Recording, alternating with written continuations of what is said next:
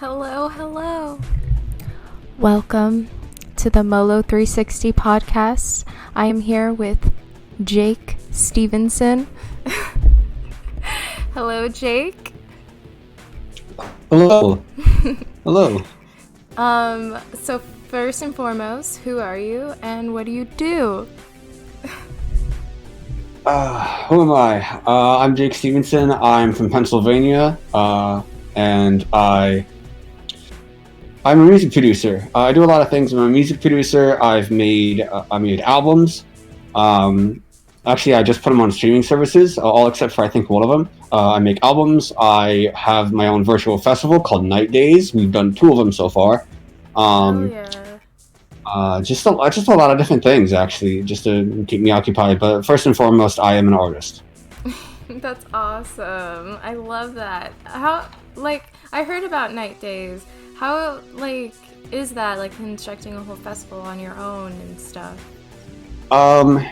It's interesting. For the first Night Days, which was mid-September 2020, the same time as Flamenco Fest. That's why we were kind of under the limelight, because we were kind of taking place at the same time. For Night Days 1, I got the idea back in July, and then August I spent double corrective jaw surgery in the hospital and recovering and stuff. And so through all that, and then September was Night Days. So it was very interesting to plan a festival through all that. And it was also very interesting because I had no idea what I was doing. It's all part of the process of learning. You just gotta do in order to learn it, really.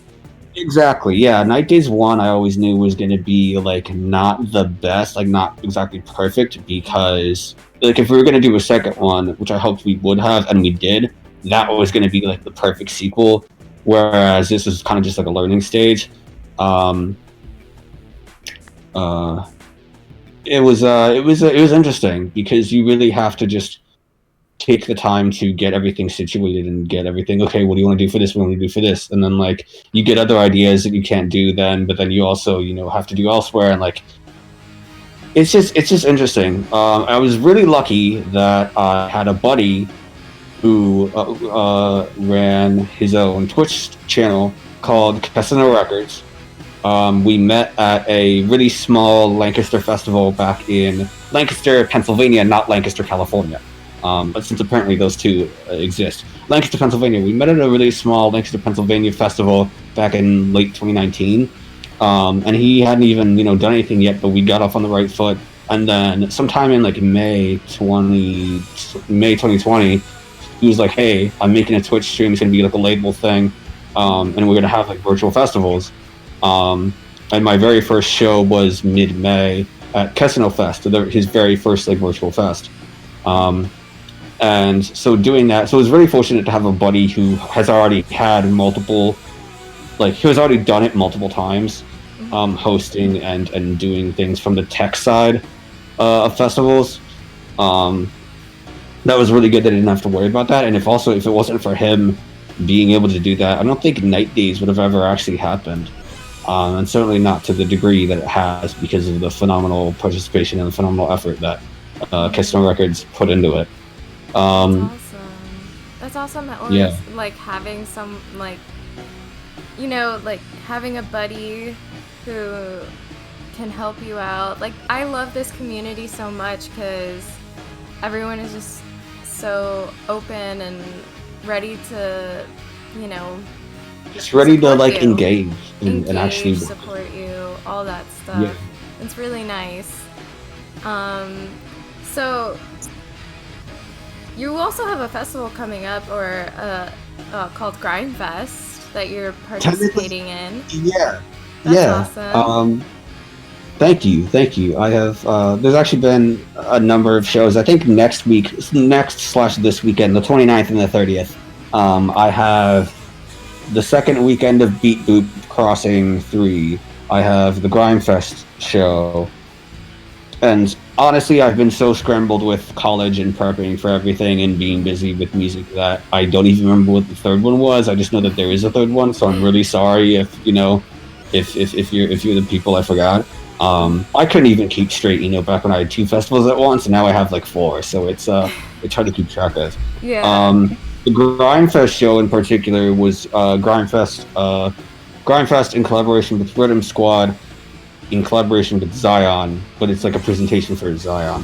The Grindfest show in particular was a really huge goal of mine because they kind of came out swinging. They weren't the first, like they weren't like Proximity's Digital Mirage or anything, but they were very, very much a perpetual force in helping the community through live streams. And it has been a goal of mine for a very long time, and a lot of people can attest to it by my desperate tweets, to play a Grimefest show. Seeing myself on that lineup for Zion is honestly surreal. That is awesome. And aesthetically pleasing too, because Yeah. I don't know what it's about it. Like if you've seen the lineup flyer, the placement of it is really nice. But I yeah, actually I'm really, have really it. excited for that. I was gonna show it. I'm gonna show it again at the end. Ah, okay, nice. Um, yeah, I was just I'm really, really happy with that. I've been playing a lot of shows recently, and I think the last like normally last year all my sets were like make one, play it 2, maybe 3 times, and then cycle it onto the next one. That's when I had Bass Bandito sets. I had my Vaporwave sets. I was constantly cycling through, and now that I think the last like 5 sets I've done have all been my World Problems Lightbringer set, my most recent set that I did. I think I think I've played that like a number of times. Like all my recent sets have been that, and all my recent sets this upcoming weekend are all still the exact same set. Mm-hmm. So the variety, well, it's been nice because the variety might be gone, but it's nice because it really is like the peak evolution so far of what I can do, because it's my music that is the evolution of my previous music. It's it's kind of like the sequel album to World Problems. It's my own visuals, which have also gotten better. Played in tandem with the Grindfest show, which is going to be on the single biggest stage I've ever done. And I'm really, really, really excited for it. I honestly still can't believe it. I think I'm still I have trouble processing stuff a lot. Um, uh, no, it's just surreal. It's just surreal. I've been keeping track of all the festivals I've played and all the stuff I've released and on what days and what I play and stuff. It's That's surreal to awesome. look at. I'm doing stuff that I literally only dreamed of last year, and it hasn't even been a year since my That's first show. awesome. So happy for It's you. it's been amazing. Yeah, thank you, Talking of your thank you. music, how long have you been making music?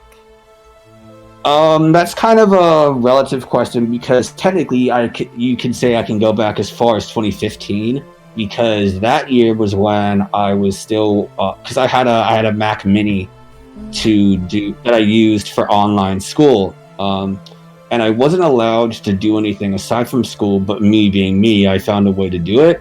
And how I did it was I couldn't download any files and I couldn't download anything.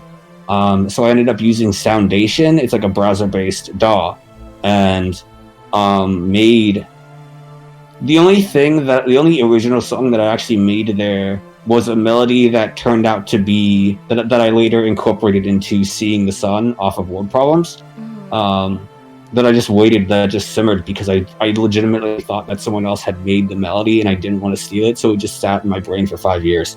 Oh my But god. Foundation, what I mainly used to do it was take songs and replace their samples with just other random samples. The SoundCloud actually still exists. I don't have the link, and I kind of don't want to tell you what it is for the fun of it. But I used to Okay. go. 2015. I used to go by Supernova, and I'm not kidding when I say I think the 3 sample edits that I put on there have more plays than like my entire SoundCloud, like both of my Jake Stevenson SoundClouds, my main one and my work in progress ones. I think my Supernova one has actually more plays than all of that somehow. Um, it's yeah, it's insane what edits can do. But yeah, no, that's what because my our first one was like I want to take this song and replace the samples with SpongeBob samples, but then I actually I got better. I got better. The point is I got better. Hell Um, yeah. So that culminated in my, I think it was the first track on my Jake Stevenson SoundCloud, the my remix of "Pray for Rhythm" by Virtual Riot. That's my edit. I took all the samples out and replaced them with SpongeBob samples. That was the product of years of edit making and edit, designing. And oh, this sample would sound funny here. Okay, then what would this sample be? And this da da da da da. I'm very much. I grew up watching a lot of movies. Grew up watching certain TV shows. Grew up watching a lot of SpongeBob, and still love it. So I'm very much a quippy sort of like sample based person. I don't know music theory, I don't know chords, I don't know shit, but give me a funny sample and I can probably put it somewhere.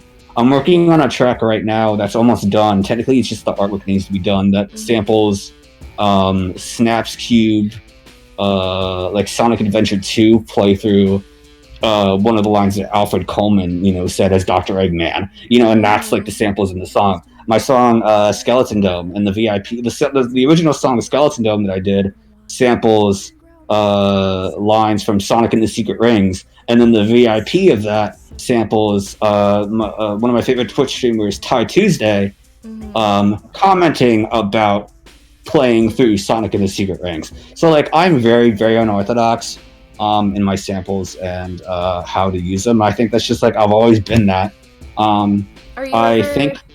Are you ever gonna stray away from samples and try to like make your own mixes? Probably. Well, mixes like how? I mean, like making your own beats and stuff. Like I don't know. Well, I'm not saying that's what we're just saying. I'm asking this, but like I have no problem with samples. I want to make that clear. Yeah. I think it's really cool that people can take from one thing and make it sound like something completely different. I'm just like, yo, what is this a possibility? If you would make your own.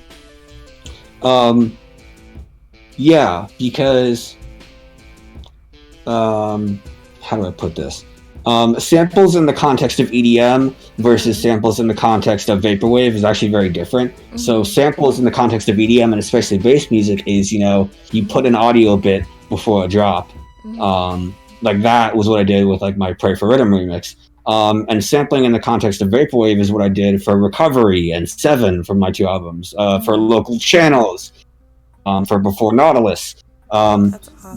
Taking songs and manipulating them and making them sound different and making them sound just something else. That's what I think. That's fucking magic. Thank you. Magic. Yeah. And then I like to think that with World Problems, I kind of combined those because Something in the Water with Vilter off of the original World Problems album is actually like sampled in the context of vaporwave. It's very like a standout track on the album. That was my very first like classic vapor style sampled track. Vilter spent like 3.5 hours, I think, on Facebook Messenger, like going back and forth with me one day, like figuring out shit in a DAW and like see, okay, like this is how you do this and this is how you do this and then you do this and this and this and this is how you set up this and do this. And it was very nice, and that was actually my very first like sampled song. And then due to the nature of the sample that I used in Something in the Water, that later got it put on my album 7, because the sample from that my album 7, every sample in that album is Sonic and the Secret Rings soundtrack songs. That's awesome. So that was that. Unreal says Sonic and the Secret Rings is a classic. Oh my god, literally a classic. That was the first Sonic game I ever played. That was one of the very first video games in general that I ever played. And now I'm at a place where I can go back and I rewatch Ty Tuesday's playthrough of Sonic and the Secret Rings. I rewatch it. I've seen it almost 10 times, and then I cut it together in like a best of video that's actually on my YouTube, and I've seen that like 5 times. I don't know what it is about it. It's like recognizing how silly it is, viciously making fun of it, and then also legitimately having a good time. just because of the whole nature of the game. I don't know, it's just very entertaining for me. That game has a very special place in my heart, as I hoped to convey with my album 7. Hell yeah. That was a petition for more samples in EDM.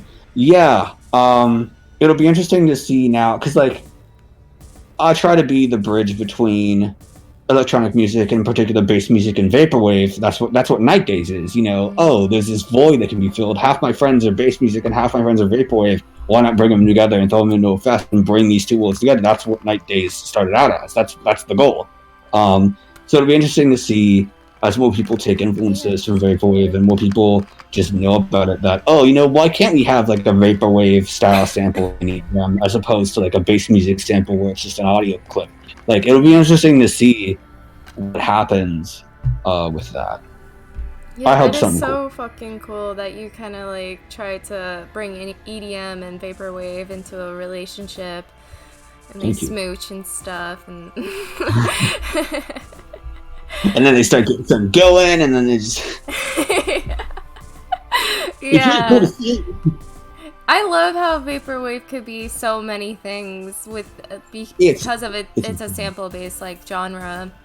It could, but like not even though, because on one hand vaporwave is like a micro genre of electronic music, and on the other hand it's its own massive genre, because there's all these subgenres and all these things, and everyone's taking influences from each other, building on those influences, and then, you know, because classic vaporwave, nobody makes like actual classic sample like vaporwave anymore. Nobody, like, people don't really like the Mallsoft, Signal Wave. There's so many subgenres and there's so many things that people do that, and like people like, it's just so fascinating to me. Like, you can make like, there's like metal has like a billion subgenres. Every genre of music has a million subgenres, but to me vaporwave is actually the most interesting. It is. Because of how everybody intersects with each other. It's so underground and so based around community, even more than EDM is, that everybody just kind of takes influences from each other, and everybody just kind of builds off each other, and that's why the genre continues to skyrocket, because new ideas are constantly being churned out. It used to be where, oh, people are churning it out because it's cool, because, you know, or because it's easy to do. And now, especially this past year, more and more people are churning out content based upon that they're actually passionate about it and that they actually like it. They're pursuing album concepts. They're doing EPs that are of their own ideas, and they're actually doing things that is positively influencing and sort of upgrading the genre. And it's really, really cool to see. I hope to highlight that in some part with Night Days 1 and 2. Yeah. So are you heavily like inspired by nostalgia? Yeah, nostalgia is kind of it's kind of a relative word, because, you know, how much nostalgia can, you know, like yes I am. It's especially because I'm a very media based person. I basically I grew up on movies, TV shows, stuff like that. And when I was 10, I got my first Wii, and then I got into video games. And they're very, very visceral forms of entertainment, and that lends itself well to nostalgia, because then they create these moments and they create these things that you want to latch onto, and they want you to latch onto them, that they can then play off of. It's kind of like when a sequel, you know, makes an inside joke or has an emotional moment that references, you know, the first movie in a series. That payoff and that resonance comes from basically nostalgia, or it comes from that same area. And it's interesting, so that, like, if you like, and that's interesting, because nostalgia is so buried in emotion that it can be easy. Like, that's why vaporwave is cool, because you can experience and you can create nostalgia for something that you didn't actually experience, that you didn't actually take part in, if you get the emotional bit right. That's why vaporwave works. That's why, you know, I fucking love, one of my all-time favorite albums is Sunday Television by Catcore, or, you know, Late Night Delight from St. Pepsi and Luxury Elite. I haven't done shit, and, you know, I have no idea about, you know, Mac Tonight, and I wasn't around for that ad campaign. I didn't watch the Weather Channel a lot, if at all, but, like, those albums are so fucking good at putting you in this sense of, yeah, you can feel this nostalgia. It's here. Get ready for it. It's here. Let's go. And like, it's very, very good. So like, it's just so fascinating to me. I would say I'm very based on nostalgia because, like, literally my first album, Recovery, was basically nostalgia. Like, it was interesting because, okay, how do I take this hellish experience that I had and make myself actually nostalgic for it?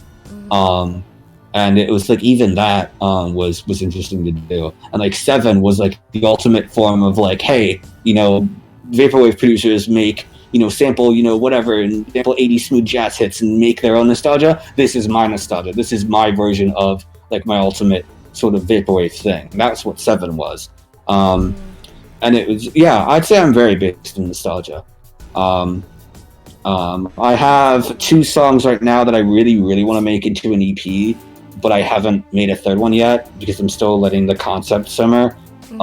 Basically, it's a vaporwave. It's going to be a vaporwave EP, but I sample Imagine Dragons songs, but I sample them like really depressingly. Like I sent the 2 tracks to a certain label, and they were like, "Dude, this is actually too, like, this is good, but it's also way too depressing. We can't accept this. Like, you need to like this has got to go somewhere else, man. Like, we can't. It's really good, but it's really, really depressing." And like, that was the point of the song. So I've got that concept simmering.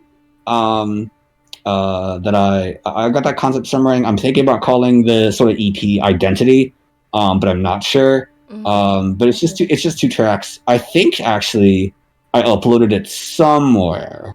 You might be able to find it somewhere. I'm not sure. If I did, yeah. I love songs that like make me feel and stuff. Like, I love that shit. I can't wait to listen to this. Like, yeah. That's kind of like one of the goals that I had starting music, and one of the goals that I try to maintain in my music is make music that resonates with people. Because not everything that you do is going to, you know, help someone or is going to save their life, as much as I try. So making music that resonates with people and actually makes them feel something is kind of a big deal for me. So would you say that's like your goal with like your music? That is literally my main goal. But I literally woke up one early April 2018 day. I woke up and overnight decided that I want to be a music producer. I want to make music. And the goals that I had from that very first day was make music that resonates with people, and if possible, that it helps them. And then number 2, try to use whatever platform I gain to help out whatever artist friends that I also gain.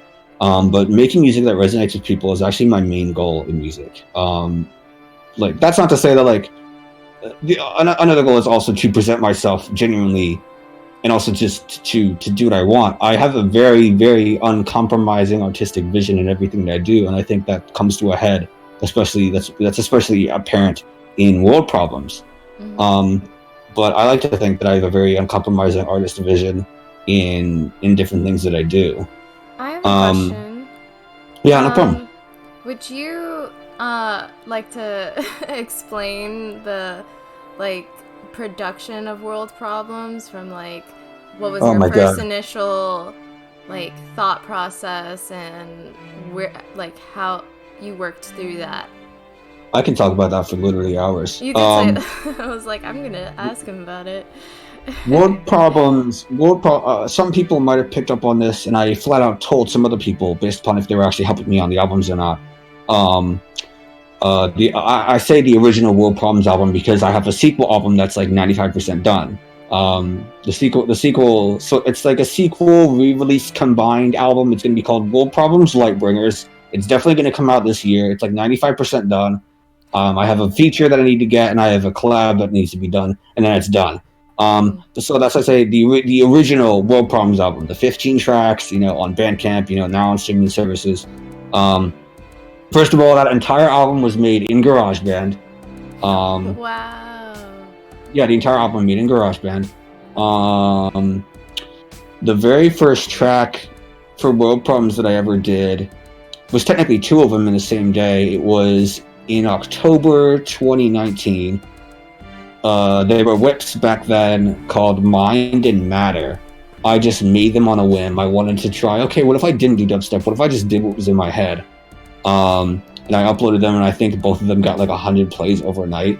Um, and so I wanted to have a third track so that I could have an EP, and I couldn't think of anything, so I let the idea simmer. And then late May, I got an idea for another track, made it, and then was like, oh shit, this would be really good and really fitting for like songs in the background of World Problems. And so late May, I released the World Problems EP on Bandcamp, and that was when the George Floyd stuff started, and so I donated half of the Bandcamp proceeds to that. That's so sweet of you. So I wanted to have something out. And so coincidentally, it was like one day I made the track and I think I made the track, and then the next day everything happened, so I put it out. Wow. So now I say, oh, this would be like a great like soundtrack or like background to World Problems. Well, what is World Problems? World Problems is there's the context of World Problems as an album, and then there's the context of World Problems as the actual source of the album. World Problems, the original album, is a soundtrack album. If you look up SoundCloud and if you look at all my World Problems tracks, they're all marked with the tag soundtrack.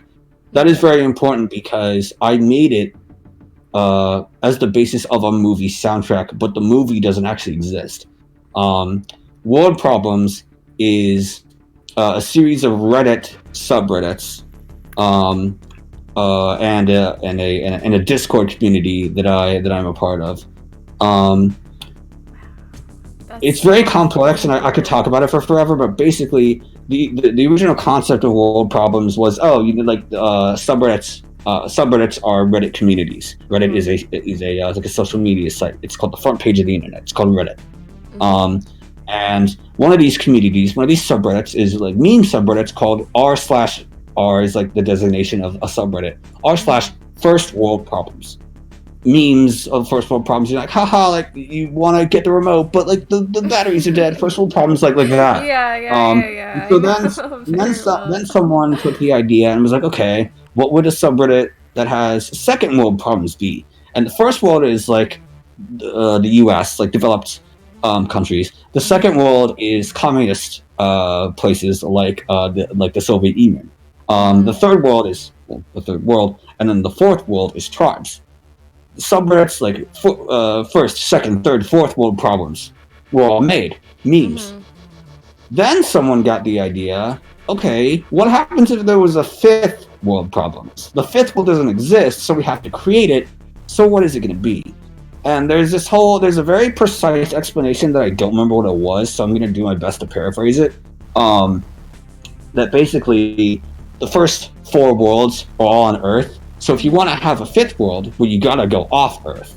So the fifth world problems, you can actually go on these subreddits, r/fifth world problems, basically amounts to 24/7, just like a 24/7 drug trip. Lots of visuals, lots of psychedelic sort of visuals that don't really make any sense. And how you get from like these first four worlds to the fifth world and to beyond, no one really knows in the context of this whole lore of the story. It's kind of like it just happens. Then someone was like, okay, what would the sixth world be? And then someone got the idea that the sixth world, r/sixth world problems, would be basically 24/7 screaming. It would be hell. And then someone got the idea, what if there was a seventh world? What if there was r/seventh world problems? What would the seventh world be? And I don't know who, but someone got the idea, what if the seventh world was just the stepping stone into this whole different universe?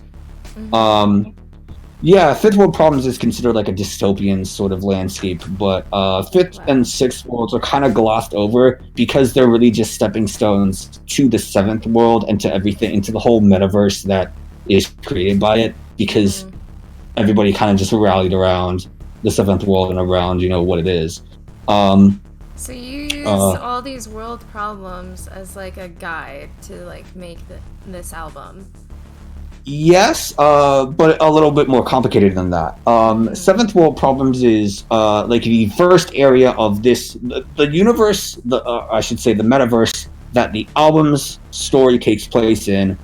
The seventh world problems is the stepping stone. It is the starting point. It is like generally the first area that you visit in this whole connected in this connected world. The general sort of rule of thumb is that once you hit the seventh world, you can't go back to the other worlds. So you're basically stuck there. You can't go back to Earth.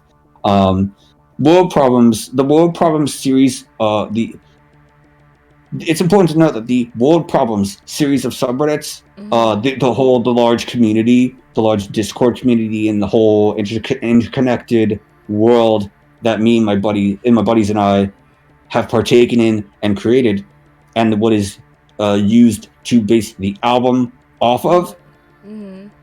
Fifth and the sixth world do not pertain to this metaverse. They're just stepping stones.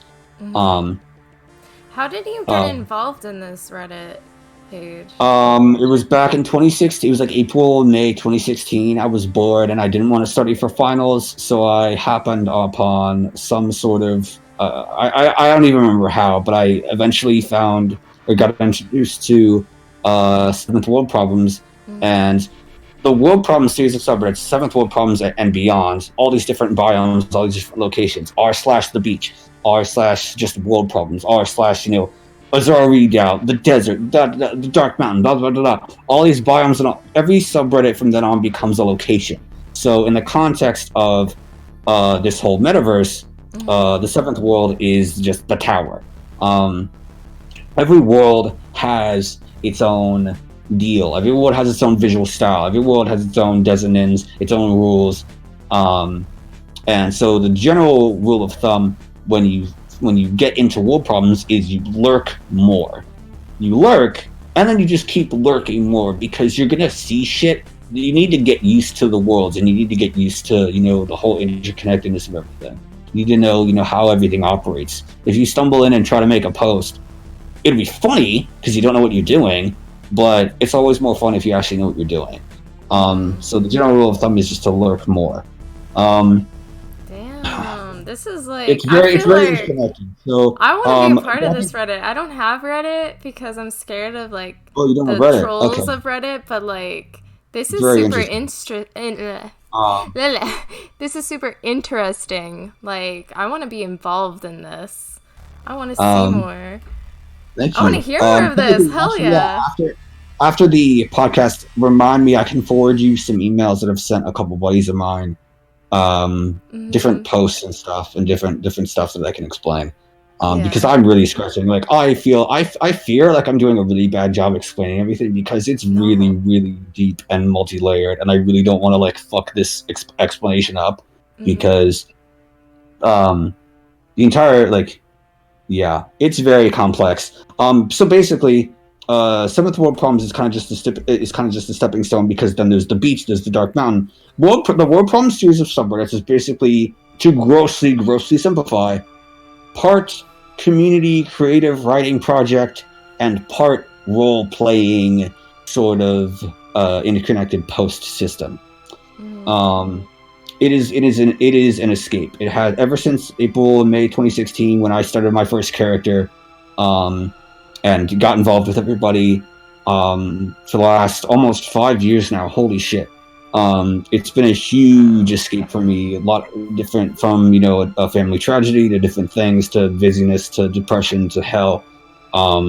It's been a huge escape for me, and I think one of my I've over the years I've come to be really good friends with the people who run these accounts and the people who are genuinely invested in this weird little world that we've created and that we've helped maintain. We have a Discord server that we all just chill in together, and I like to call them the World Problems crew. Just the general friend group that we're basically we're practically family. I mean, you guys went through so much in 5 years, and it's been basically insane. they were a rock to your world, which is awesome. And it was that love that I have for the community, the love for the World Problems crew, the love for the different worlds, for the stories that we've built over the last 5 years, the stories that I've helped build, that I've helped maintain.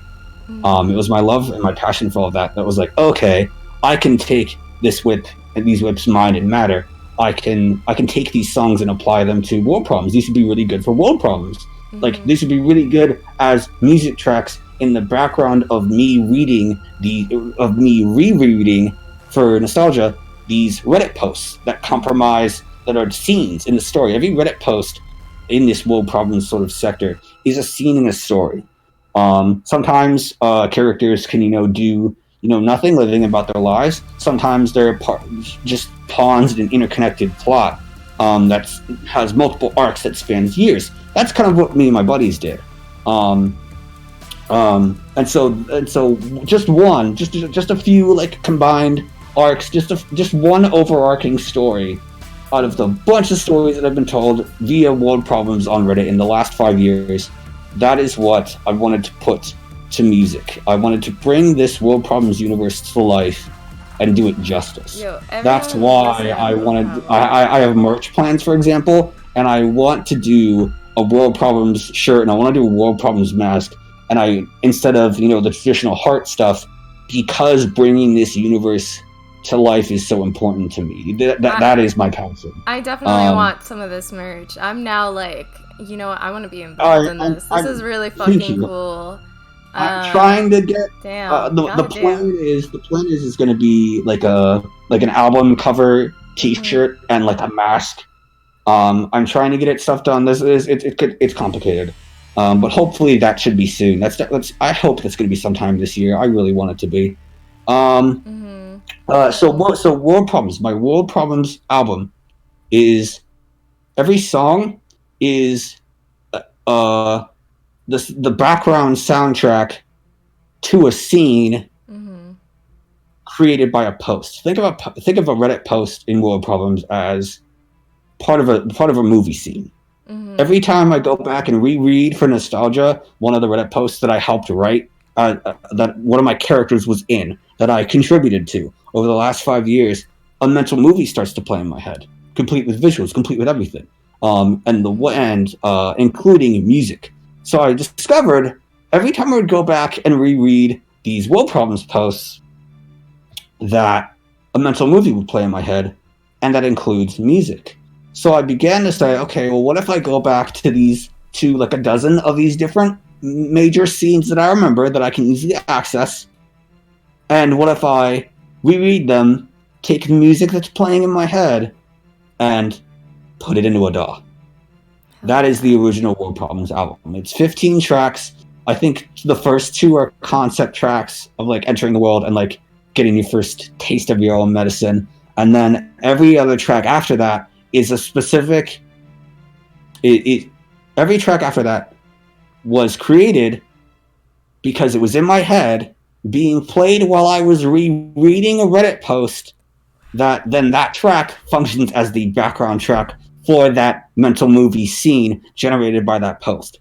It's very complicated. I really fear I'm doing a bad job explaining this because you only get your first explanation in the world problems. I really hope I'm doing a good job. And it's really complex. It's just sketchy things, but that's why I maintain that world problems and my upcoming sequel album, World Problems Lightbringers, is very much a soundtrack album. A lot of influences range from Jack Wall, who did Call of Duty Black Ops 2 soundtrack. Hans Zimmer, I took a bit of smattering of his Rush soundtrack. Swarm, his whole deal is really inspiring to me.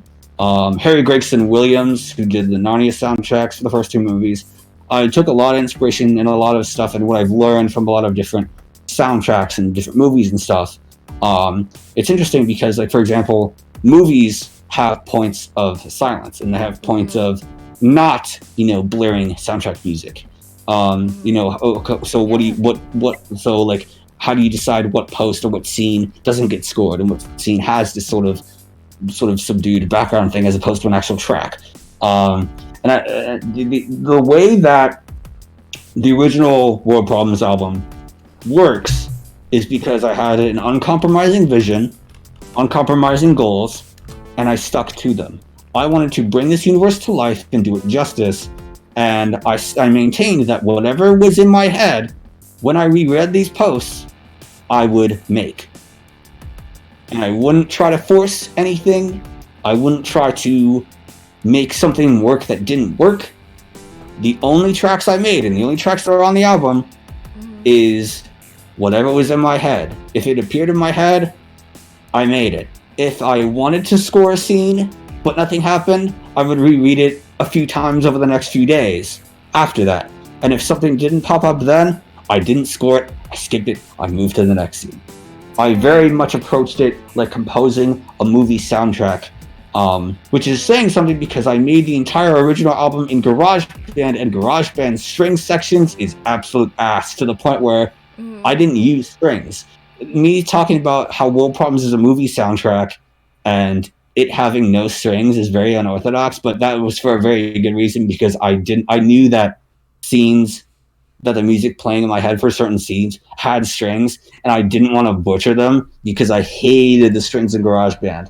So I just didn't make them. So that's why the original album only has 15 tracks, and the vision is consistent because it is literally the soundtrack to a story, so you can tell without any prior explanation, without any other sort of deal, that this is a soundtrack to a story. It is cohesive and it works. That is what I tried to do.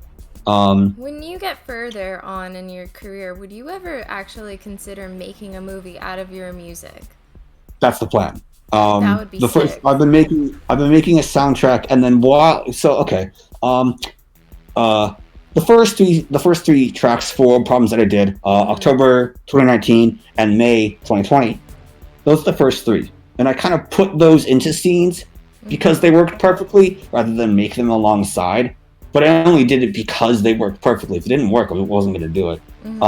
June and July 2020, I don't remember which month. It was one or the other. In that 1 month, I made all of the 12 other tracks on the album all that month.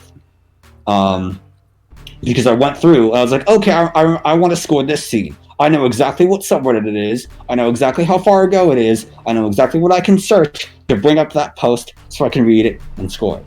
I very much did not go in chronological order. I was I remember this scene, I'm going to score it. I'll search it and then I'll score it. I want to bring up this link. I'll find it and I'll get it. It was very, very disjointed. So that's why the original album, it only has 15 tracks. It only has kind of the major ones. I also didn't score anything that needed strings. What I've done recently, I bought Logic Pro. First I had the free trial, and then I bought Logic Pro. I bought Logic Pro trial in September, shortly after I released the World Problems album on Bandcamp, which was September 4th. Then Local Channels, the album was September 5th, and Night Days was the September 11th, 12th, and 13th. Soon after that, I bought the free trial, the 3-month free trial for Logic Pro. Excuse me. So that's what you use now for producing music? Yes, I ended up buying it end of December. So in that free trial, I managed to, in all of October, I made Skeleton Gnome and Skeleton Gnome VIP. I mixed and mastered it myself, which was really important. November, I made 17 new World Problems tracks. All of November. And in December, I was busy with Night Days 2. I made a few other World Problems tracks. I made a few other things, a few disjointed things. November 2020 was really important because I said, okay, Logic has really good strings. I have time. I'm not really doing anything else. Here's where I can actually start to make the definitive World Problems soundtrack. It took me a week, maybe 2 weeks. I went through on Reddit, had all the subreddits, all the links to the communities of the different biomes, different locations, and I had a bunch of other links for accounts, these characters, and I simply went through their post histories going back 3, 4, 5 years in order to chronologically obtain the order of which these scenes would occur.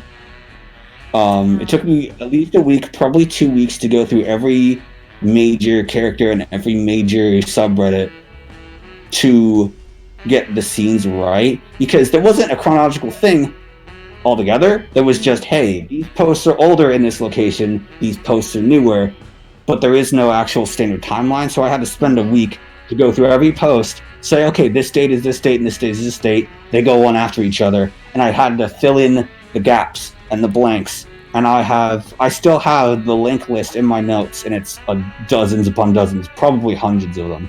Damn. I have a question. Are you like yeah. really good with like role playing? I mean, like. I mean, I have to be. I maintained 3 characters the last, 4 years. Do you play D&D at all? No, like, I don't actually. Now I definitely don't have the time because I start college tomorrow. So yeah, D&D takes a lot of work, but Jesus, like I feel like you would excel in a game like D&D. I mean, just your mind. I can show you.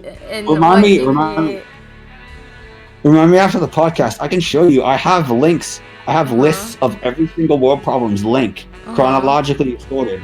That I can show you. So you can literally, I can send you the email, and you can read every scene that the songs are in the background for. Wow. I can actually do that. Yeah. I like to think I'm pretty good at it. Dynamic Frequency said earlier, like the music. Shit, sorry, I haven't been reading chat. Was like perfect for this moment. That was all from World Problems, by the way. I had that in the background, and yeah, I just felt like listening to World Problems while you were explaining it was just making it so fucking intense and awesome. Like, thank you. Yeah. Thank you.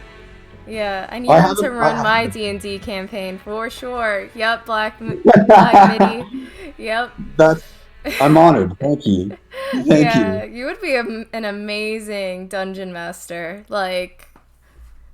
Thank you very much. Amazing. I haven't been reading chat at all, so I'm scrolling back and seeing lot of stuff. Oh yeah, thank you. The pixel art. Actually, the pixel art is of his design, and I put it around. And the hula hoop girl I found, and I was like, this is perfect. I'm gonna use her. Thank you, Black Midi. Dynamic Frequency, thank you. Yeah, it was interesting releasing World Problems because I didn't make it with the aim of getting people to like it. I didn't make it with the aim of my friends understanding it. I didn't make it with the aim. I knew that releasing it, I didn't explain anything. No one would know what was going on, and I trusted that my cohesive vision, my unwaveringness to make it anything less than this unified thing, to bringing World Problems to life. That cohesive vision that I've had the entire time, I was convinced that would be enough to make the entire album cohesive and to make it work for people, despite the fact that you literally have like a classic sample of vaporwave track, an ambient track, and then like a bunch of other dissimilar tracks. That was really nice that everyone actually appreciated it and everyone actually likes it and agrees with the cohesiveness of it. Well, to also go on to like your other albums, I know that you made a split album with VH Spectre, which you mentioned earlier, Local Channels. How was like making that album and like? I made my half of that late August. August 7th was I had my double corrective jaw surgery, and I spent the next week in recovery. Then I spent the next week after that learning how to like eat and drink through a straw, basically. Mostly drink through a straw because it was protein shake, so I didn't have to actually eat through a straw. So the first week of August was getting plans ready for night days, meeting with everybody on Discord calls, planning out the schedules for promo and stuff while I was away. Second week of August was me in the hospital.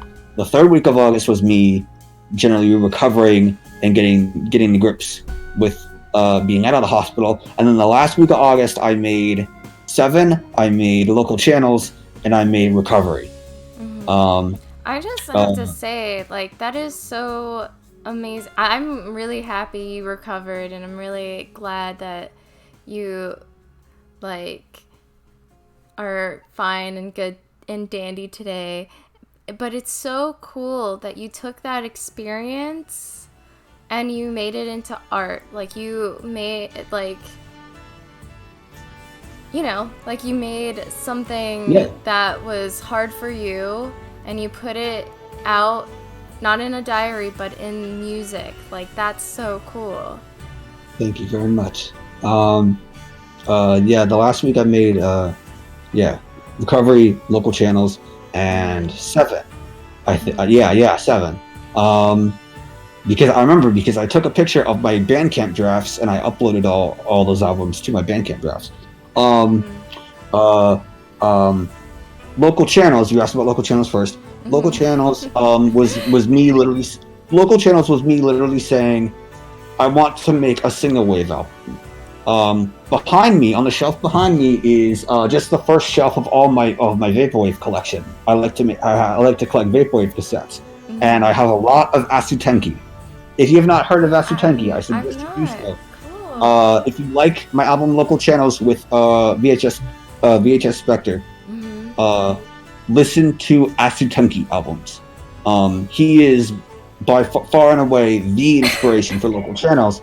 I'm a huge Asutenki fan, and Local Channels literally happened because I listened to Asutenki and kept listening to him, listening to him over and over and over and over again, and it was like, I want to make a signal wave album. And so I did. I made 10 minutes.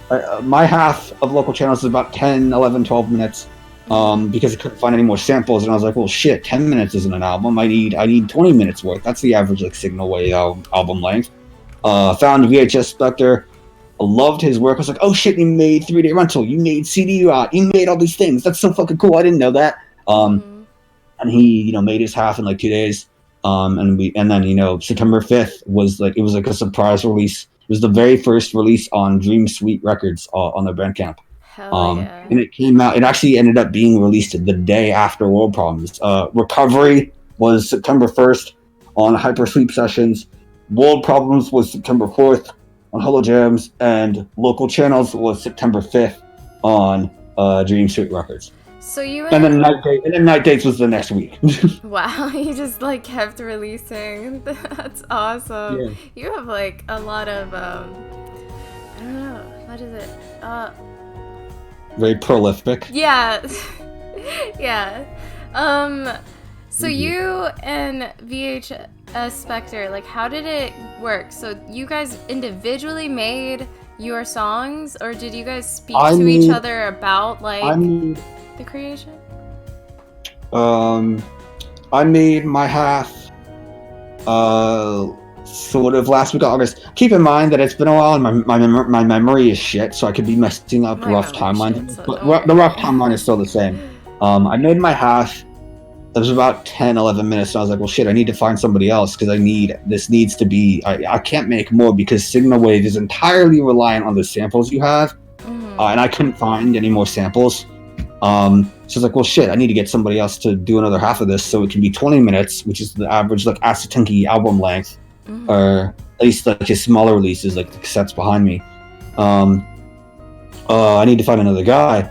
And I don't remember how it happened, but I found VHS Spectre on Discord, and we got to talking, and I was like, hey, can you make 10 minutes of Signal Wave?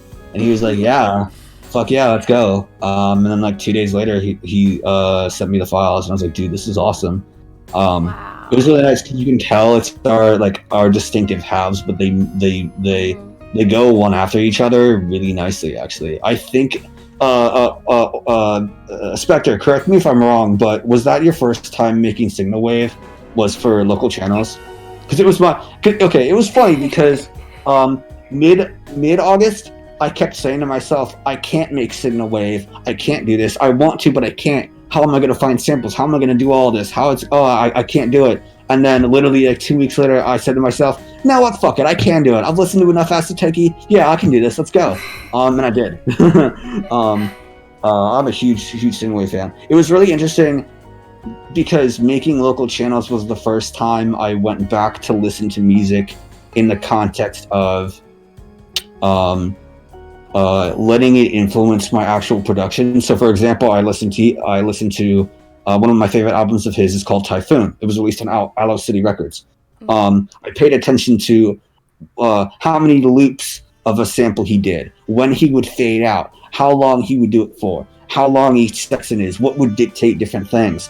It was really interesting because with the original World Problems album back in like June 2020, when I made like a dozen of the album's tracks, I didn't, actively listen to Hans Zimmer. I didn't pay attention to, listening different things because I didn't want to have a melody stuck in my head and then subconsciously put it out and think it was my own when it was actually, somebody else's. So the original album was all just shit that was in my head. Making local channels is the very first time that I took music as a reference for, oh, here's what I can do about production. This is what this guy does. This is how they fade it out. This is how they do this. And it was really, really interesting. That is really fucking interesting and cool. And Origami says, nope, he had done Signal Wave before, but not in that style. I listened to all of your tracks and tried to copy the style. Oh my god! That's so good. Well, you did a great job, man. The album is really, really good. And actually, I'm trying. Local Channels is actually the only album that I have out of my 5 albums that isn't on streaming services yet. I'm still trying to work with Spectre on what we want to do as far as streaming services goes, because split albums, like split stuff and actual collabs, is very, very different handling wise than solo releases. So yeah. I'm still trying to figure out stuff out. So that's the only album that isn't on streaming services yet, but hopefully it is. I noticed that it wasn't on like Spotify, and I couldn't listen to it on Bandcamp. I was like, I'm really pushing for like streaming services and stuff now that I can actually do it, because I mean, who wouldn't? It's it's an artist. It's just surreal to do. Around that same time, I was making local channels because everything was released, first week of September. So, and I only had, 1, maybe 2 weeks tops to make, 3 albums that I wanted to do. And I didn't have to do anything. I wanted to, and I did, because it was just these ideas that I needed to get out of my head into music, and I wanted to express myself with music. With Recovery, I'm really glad in hindsight that Recovery was technically my first album, because I keep re-listening to it. I re-listened to it like 3 times in the last 2 weeks, and I'm honestly really, really proud of how well Recovery holds up. Not just the first track, which is my favorite, but every track has something going for it, and I'm really, really proud of it. I just didn't remember that it was that good, and it is, because I don't listen to my own music when I'm actually in the creative spurt. I don't listen to my own music. I don't listen to my buddy's music. I don't listen to almost anything. So it was a long time since I've heard Recovery, and I was like, shit, this is really fucking good. I'm really happy with this. And it was really interesting because it was the feeling that affirmed that yeah, being an artist is dope. Which I had like a vaporwave feel, I was like, damn, I want to listen to this sound, and I was like, oh shit, I made this sound. It's on Recovery. I can just listen to it. And, basically, it was nice when I finally realized that my music was good because it was good. And it was nice that I realized I was listening to my music because I thought it was good, and the fact that I made it was just the cherry on top. That's so awesome. That's a very, very important distinction. In listening to your own shit. Making Recovery was taking this hellish experience that I had and just taking it and putting it into something.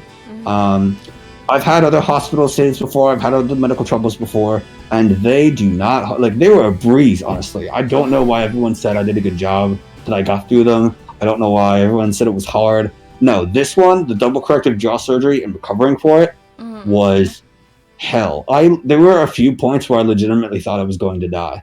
And so after that, I made sure somewhere in the midst of my, in my whatever, during my hospital stay, the only thing that I listened to was Music Choice playing smooth jazz. And thank God they had the song titles and the artist, because I took pictures of the TV screen in my hospital room of of whenever I heard a smooth jazz song that I liked, I took a picture of the screen, made note of what the artist and the name of the song was, with the goal being, okay, when I recover, I'm going to take these songs and make it vaporwave and make classic sampled vaporwave out of them.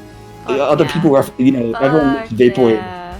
Everyone makes vaporwave out of smooth jazz. Well, this is my smooth jazz ticket. This is what I can do. This is what makes it unique. And Recovery was made, like 2 weeks later, and it was released September 1st. Wow. You know what all of these album releases have is like you've done it during this pandemic and during quarantine. Like how has the pandemic affect your like creation drive and all that? Like without the pandemic, I probably wouldn't be Jake Stevenson.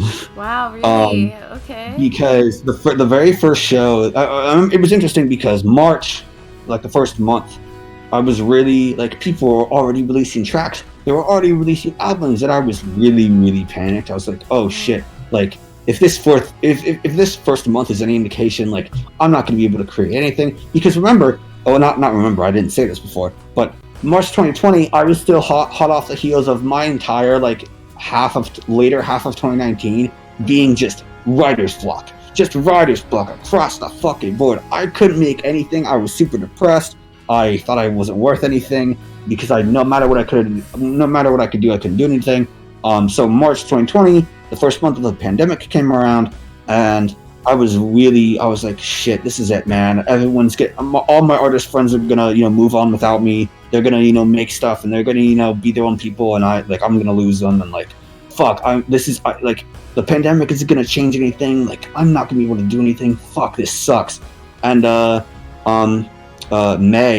mid-May was my first show with Kissner Records, and then May was also, I released World Problems. June, I finished World Problems, the album version.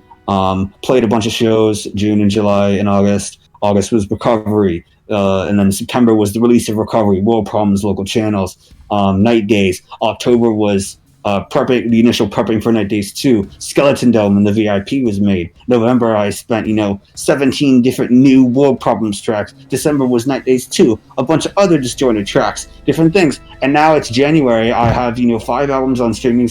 I have 5 albums done, 4 on streaming services. I have 2 albums almost done, like 95% done, almost like on the precipice of being made, and just so much other cool shit in the pipeline. I have like 3 shows this weekend, only 2 of which I actually remember. Wow. And it hasn't even been a year, because I count a year as like literally just May 2020, because that's when I played my first show. That's when I actually I made my first Bandcamp release, was my World Problems EP, of just the 3 tracks. I don't know what the question was. I don't know what I was answering. I went off on a tangent. How the pandemic affected you, but you definitely answered it. It was like in a very positive way. Yeah. Wow. That's why I was scared that I wasn't going to be able to do anything, and I've done everything because of the pandemic. Literally, I wouldn't have this like podcast, or I wouldn't have had as many experiences as I've had with like the community if it weren't for the pandemic. And I mean, it kind of ruined my life, but at the same time, it's brought so many lights. Exactly. Many good things, yeah. I have a friend who discovered her passion for macrame, and now she has a store. It's shout out Stylish Macrame. Check them out. They're really cool. Different friends, like my friends have like discovered different passions for making people make music. They have started DJing, different things, and pandemic has really fostered everybody's creative experiences and creative just a lot across the board. I mean, it's really when nice to you're see. home doing nothing, it kind of makes you feel crazy, and you just are like, I'm gonna do something and something creative, and that's kind of the good thing about it. That's the perk. It was interesting because when the lockdown happened, like March, nothing really changed for me. My life was basically the same. I didn't like to go outside. I was still like on my computer, like making stuff and making whatever would pop into my head. So my life was basically the same, but for whatever reason, the pandemic started, and I was really like this year was really like my breakout year as an artist, as everything, Well, because I don't know what would have happened without the pandemic, honestly. well, like without the pandemic, a lot of people wouldn't really show up to like visual events like they have right now. Like, so that Yeah, has opened up like like a possibility of like getting your music, your art out there, which is so fucking awesome. Like yeah, last night yeah. was virtual memory, and that was so fucking cool. And yeah, Oh, I missed that. oh, it's okay, it's okay. It Oh was damn! I keep awesome. missing virtual memory. I keep forgetting. They I'm always busy. they'll keep Last night doing it. for was it last night? Or was it the night before? Maybe it was both. Yesterday I was busy with my girlfriend, and then the day before that was Friday was my B2B. Okay, so yeah, I missed it either way. Um, It's okay. huh, It's um, okay. Well, anyways, here I yeah, wanted sorry, I've to. been rambling. Yeah, go ahead. Yeah, keep asking. Is there anyone who you look up to the most? Look up to how in what specific Like, aspect? I mean, in the music industry, who do you look up to the most that inspires you? That's a really hard question. I have a lot of artist buddies that we've all kind of try to lift each other up. And that was most apparent with Night Days. That really brought us all together, um, and really fostered this whole new deal, and really have cemented us all together. Um, People who have actually inspired me. It's hard because I don't really feel as much as other people. So to say that I actually feel inspired about something, that people actually inspire me, doesn't actually happen as much as I would like. Um, Damn. Who actually who actually inspires me? Who's Um, the person who you have listened to so much in the time span of you being on Earth? I would say Brad Bird from movies. His work on The Incredibles and Ratatouille was absolutely paramount to my entire early childhood. Hell yeah. Um, I would say, as far as like vaporwave, Asu Tenki was very literally inspiring. For bass music and for EDM, Minesweeper has been. He has a heart of gold. He's just an incredibly humble person and really really sweet. Um, Swarm is doing a lot of cool shit. And some of his newest tracks have been some of my favorites of all time. Um, Yo. um, Nathan sings Other really. inspirations, just what Hans Zimmer does. Hans The Zimmer. Rock, Dark Knight, Rush, especially that's a big one. His work on pushing soundtracks beyond generic predictability into something that actually works and resonates has been hugely impactful on me. Um, um, yeah, and yeah, Skrillex definitely is just his not Of give a fuck course. attitude, and Of just course, his Skrillex. ability to do whatever he wants regardless of genre is really nice. Um, God, yeah, who inspires me? Like it's just yeah, fuck. Shout out to the Night Days fam.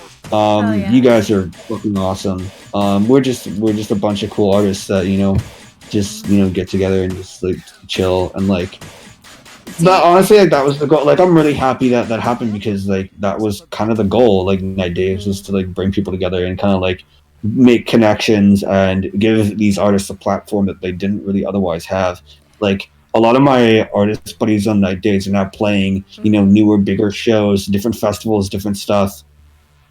Not to like take credit for them, but I don't know what would have happened if they didn't play Night Days. Like I don't know what would happen if these things didn't happen. Like it's just nice that like I actually am making music that resonates with people, and I actually am using my platform to build artists up and really try to represent the underground and try to hell do yeah. cool shit. That's what I try to do with this. I'm like, I mean, I'm unknown, but like, if someone stumbles upon and sees their favorite like artist, like you, for instance, they see something that they can connect to, you know, and that's like The fact that I meant to might be, help. even hypothetically, might be someone's favorite artist is really like, whoa, shit.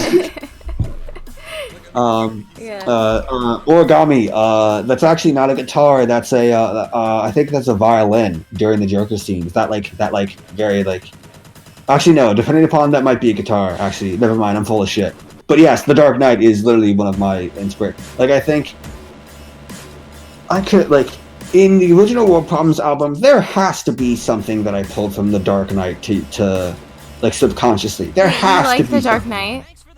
I fucking love The Dark Knight. Dude, I love The Dark Knight. I fucking love I've seen it that probably shit. 7 times now. Seriously? Yeah. Yeah. Because it was on some sort of streaming platform, and then it left, and then it was on some other. Yeah, it was on Now it's Netflix on first Netflix. for a single month, and then it was on Hulu for a while, and now it's on nothing. Wait, so what? I've seen it probably, It's not on anything now? What the hell? it's not on Netflix and it's not on Hulu. It used to be, and now it's gone from both. So I haven't seen it since. No. I haven't seen it. I've seen it 7 times. There has to be something in the original World Problems album that I took from subconsciously took from The Dark Knight. I remember that being really good. And going back and analyzing, you know, what scenes had something or what scenes or how this worked, how whatever. There has to be something. How do you feel about Christopher Nolan? What? How do you feel about Christopher Nolan movies and all that? Literally have not seen. I've seen Batman Begins, The Dark Knight, and The Prestige. Those are the only Christopher Nolan movies I remember that I have seen by name. That's it. I haven't seen Interstellar. I haven't seen Inception. I haven't seen The Dark Knight Rises. I haven't seen most other Christopher Nolan. Finishing the Batman trilogy if you liked The Dark Knight. I feel like Dark Knight Rises was pretty good. If you like that, I mean. Oh no, I imagine I will like it. It's also interesting because I heard that the reception was kind of polarizing. Like it wasn't that like nobody expected it to be as good as The Dark Knight, obviously. Of course. But like even given that, I feel like the reception is still mixed in the final part of the trilogy because some stuff happened. Like I don't know. I don't know why, but that'll be interesting. I genuinely liked it. Like I loved it. I loved the ending and how I love Christopher Nolan movies so fucking much, and his rendition of the Batman stuff. Wait, what? Memento? Put in chat. See Memento. Stop this stream and go watch it now. One of my buddies has recommended Memento to me.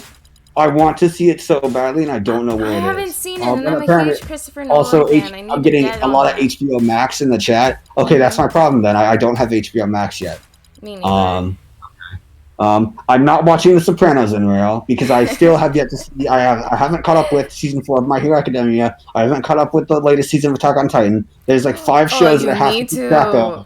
But I want to keep track of. Titan's been so good. I love Attack on Titan right now. I need to catch up with different shit. Oh my god, my girlfriend's in the chat. Hey! What's up? Hello, Jake's girlfriend. Okay, I just want to put it out there. If you guys have any questions for Jake, just put them out there right now. Go ahead. You do your thing, guys. I have a question. Do you play any instruments?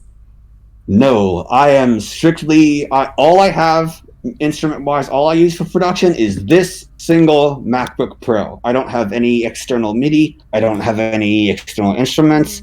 It's literally just the World Problems and everything was made GarageBand and the stock sounds and and Skeleton Dough and everything was made with the a few third-party plugins and stock sounds and stuff of Logic. Awesome. Skeleton. I mean, yeah. Skeleton Lipstick. Holy shit! Oh my god. Hi, Skeleton Lipstick. Great to see you. My god, it's such an honor. Dynamic. Yes, Attack on Titan is awesome. Oh, babe, you have HBO Max. Oh, shit. Okay. Yeah, I don't have that, so we need to rectify that. Yes, that's fucking awesome. Black Midi and Skeleton Lipstick are also. Oh, okay. Yeah, that makes sense. Okay, cool. And Torch, yes, I am hyped for Godzilla versus Kong. I haven't seen the two Godzilla movies, and I haven't seen Kong Skull Island. I honestly think I'm just going to start with Kong Skull Island whenever I can, whenever it's on. Jack Black Anything. in it? What? The one with Jack Black in it? I don't think Jack. I think you're confusing it with Jumanji. No. There's a Jack Black. There's a King Kong movie with Jack Black and. That's the 2005 Peter Jackson version. Yeah. Separate. That's separate. That's not in the current Legendary Pictures MonsterVerse. Oh, okay. That's some stuff. Okay. Actually, the Peter Jackson's King Kong was apparently like so mixed reception and so like not perfect that's why that movie is apparently why he wasn't hired to like start directing any Halo based adaptions. Oh wow, really? Like, there was gonna be a Halo movie and Peter Jackson was gonna direct it, and then they saw the box office returns of King Kong and they're like, nah. Wow. Okay. Yeah. Unrelated, but Jake sounds like young Steven Spielberg. Thank you. I don't know what his voice sounds like. I also look like a young Brad Bird, so there's that underneath all this. And I also, with a beard, I apparently also look like San Holo or Seth Rogen. So there's that. Someone told you that you look like Seth Rogen? Yeah. Okay. There's an electronic music producer called San Holo, and he has like a Facebook group. I posted a selfie in like his merch to that group, and like there's at least half a dozen comments saying you look like Seth Rogen. It actually got so numerous that the mods had to like remove some comments because it was like, okay, we get it, he looks like Seth Rogen. Please stop talking about it. Well, that's me with a beard though, with the beard, which I do not have because I hate my shaven face. So that's why I have this on. I'm sorry, I don't wear this mask normally, and I feel like I keep having to put it back up every 5 fucking seconds, and I'm really sorry. I don't wear this often. Okay. I mean, you're not around anyone. I don't wear this often. Oh, I also hate how my face looks. I'm live right now. I specifically didn't answer your call because I didn't want to take it on live. Hi. I hope you're feeling better. You're on live right now. We're broadcasting. I guess. Okay, go ahead. Didn't mean to interrupt. You're going to have to swing this up and that gate leg out and turn the table, okay? For school tomorrow. Oh, okay. All right. Yeah, I think I can do that. Yeah. I hope it fits. Not the whole thing. Just that leg, just that side, yeah, of course. Yeah, well, maybe put it right here. Oh, that works. All right. Love you. Love you. That was Mom. Love you too. That's okay. So Skeleton Dome, I fucking love that track. I told you this before we started the podcast. That shit's so good.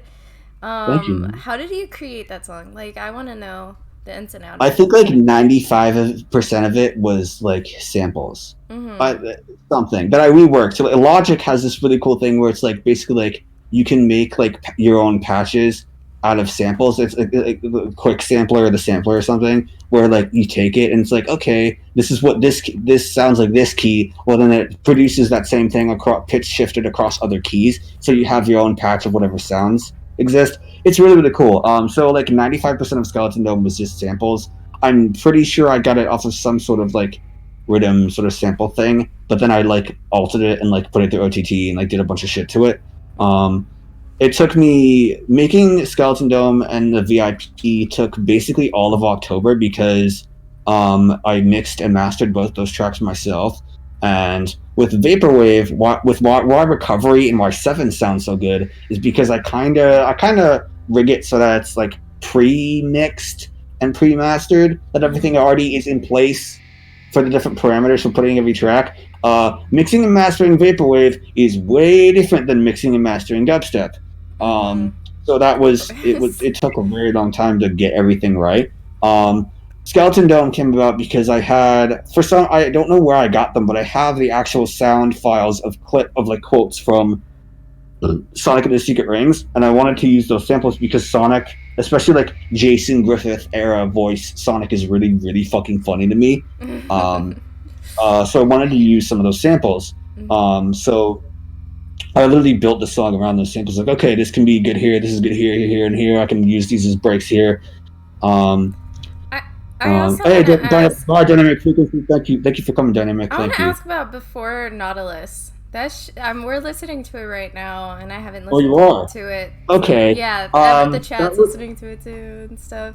This that's a is first fucking because cool. I like this. no one really listens to it. I think when I released it on Bandcamp, I want to say November. The only person who has bought it on Bandcamp is myself from my fan account. I think nobody's listened to the Spotify version, and I'm pretty sure nobody's listened to the Apple Music version either. So you would actually be probably the first listens of Before Nautilus. This is pretty how cool. that worked I feel is, like I'm going through a movie right now. that is okay. So back before the election, I tweeted, "Hey, if Joe Biden wins, I will release my album draft called Before Nautilus." He won. I released it the next day. Hell yeah. I think it was like November 6th or 7th. I released it. I put it on Bandcamp. That it was going. Why it's called Before Nautilus is it was going to be it is an album demo. Why it doesn't have why it doesn't have as much passion and as much promo as my other releases is because it is literally an album draft. It is the round one. It is my attempt at making ocean grunge. Vapor Kitty is a huge. I'm a huge fan. I have everyone in the chat. If you haven't listened to it, go listen to Light Vest Located Undersea by Vapor Kitty. One of my favorite Vaporwave albums of all time. I've listened to it so many fucking times. I have the cassette version. It's really, really fucking good. And Vapor Kitty, the artist, knows how much I love that album. And she came to me one day, and she was like, "Hey, like, I know you're basically like the number one fan of Light Vest Located Undersea. Do you want to make an album together?" And I was like, "Fuck yeah, I want to make one." And I sent her a draft that would become Before Nautilus, but we were gonna make an album together that's called Nautilus. And then sometime after that, she decided to go on hiatus. I believe she is still on hiatus. It's gonna be a while. She took a hiatus from music, and I believe she is still on it. And therefore, our album Nautilus was put on hold as well. So I just had this album draft sitting around that I didn't know what to do with. And I asked her, I was like, "Hey, like, is it okay if I like release this like in its before form? And then whenever we can pick it back up whenever." And she was like, "Yeah, sure." So yeah, Before Nautilus is literally before Nautilus. It is is my demo, my like first rough draft of a Vapor Kitty Ocean Grunge collab album. That's sick. I can't wait to hear it. The one that you have with Vapor Kitty. It is not workout music. My personal trainer my personal trainer loves my music and knows what I do, and he's a huge fan. And he tried playing Before Nautilus during workout, and it worked until it didn't. So yoga. I think yoga would work with this. Like, it did. We did try to do yoga to it, and then we started doing hit, and it didn't work. Yeah, thank you for asking about Before Nautilus, because sometimes I forget it exists because I don't get people claiming for it. I don't get what exactly is Ocean Grunge? Asking for a friend. See Vapor Kitty's work. Oh god, my throat is dry. Ocean Grunge is a vaporwave subgenre that samples punk rock. It samples a bunch of different things all layered together. But basically, the feel of it is like ocean.